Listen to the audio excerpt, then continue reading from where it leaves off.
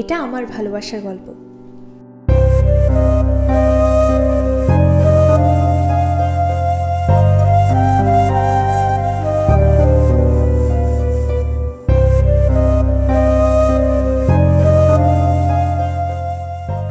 আমি তোকে খুব ভালোবাসি রে।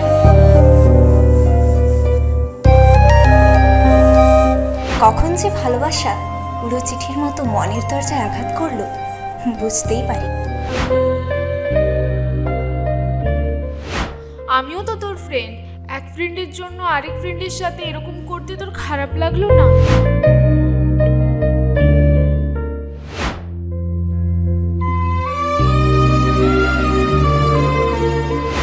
আমি কারোর লাইফে অপশন হয়ে থাকতে চাই।